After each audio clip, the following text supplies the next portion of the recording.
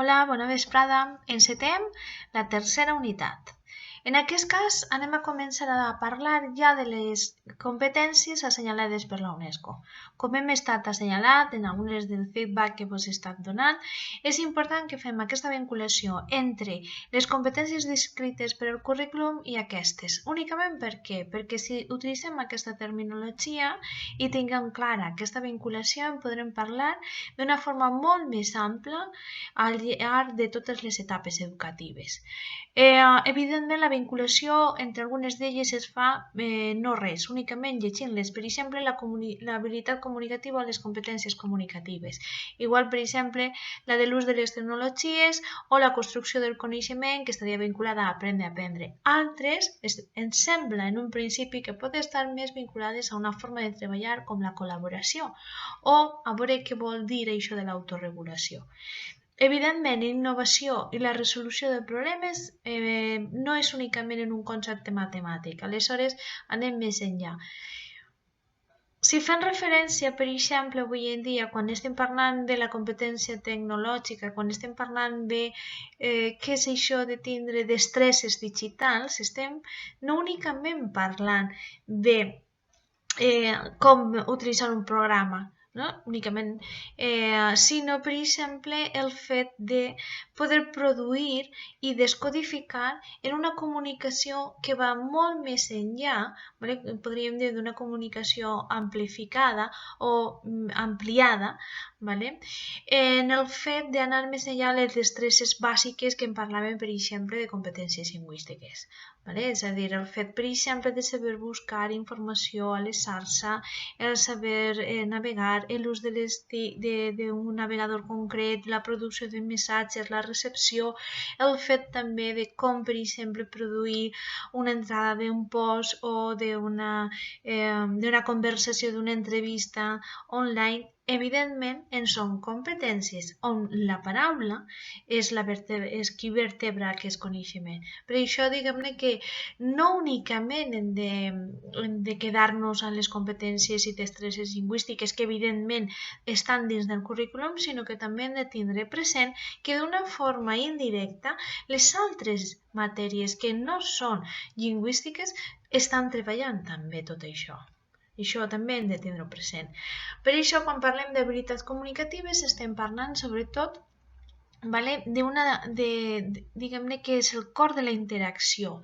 ¿Vale? És a dir, qualsevol interacció en aquest cas és comunicativa. I aleshores la tecnologia ha desenvolupat noves formes de comunicar-nos en aquest cas i d'oportunitats per a fer aquesta comunicació, que ja no només en va ser únicament a un nivell oral o a un nivell, diguem-ne, escrit, sinó també visual. I aleshores estem parlant d'una comunicació multimodal.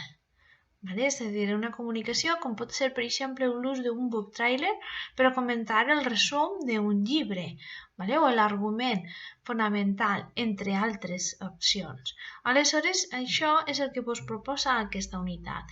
¿Vale? La unitat a partir d'ara, aquestes 6 que són de la unitat 3, estan vinculades sobretot en definir quina seria l'habilitat o la competència per tal després de com es pot manifestar, ¿vale? Dins d'aquesta competència en una gradació en evidències per tal de que en els nostres projectes o en les nostres classes en tinguem aquesta mena de consciència de quan estem parlant de comunicació, de quina forma l'estem plantejant. ¿Vale? Com diu aquesta rúbrica, no, que anem a mirar ara, examina d'alguna forma que hauran de produir una comunicació entesa o multimodal. Vale? Algunes idees és aquesta idea com estem parlant, vale? D'una comunicació ampliada o estesa. Vale? És quan l'estudiant ha de produir comunicació que representa un conjunt d'idees connectades ni en un sol pensament simple.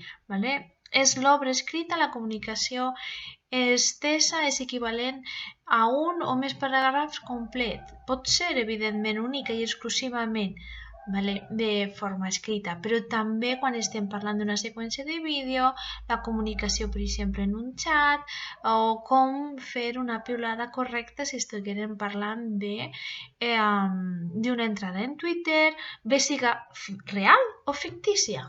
Ja sabeu que ho podem fer per escrit, 140 caràcters, únicament i exclusivament, i aleshores ho podem fer en altres etapes que no puguen tindre aquest perfil. Ací en trobaríem una gradació. És la gradació que planteja la UNESCO.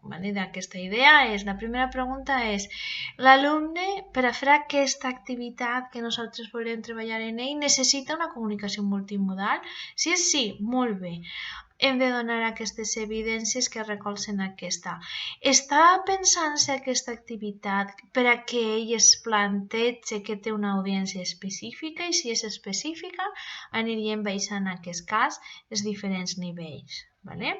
És a dir, pensem, per exemple, tinguem així una comunicació, els estudiants creen una impressió, per exemple, la ràdio, la televisió, la publicitat, per a un nou invent, i creen aquesta activitat creativa, però únicament ho deixem per al mitjà, és a dir, no hem donat més, diguem-ne, més pistes, únicament aquesta se crea. Creen l'anunci sense cap intervenció, sense pensar si és un anunci en televisió ni si estaran en diferents mitjans de comunicació.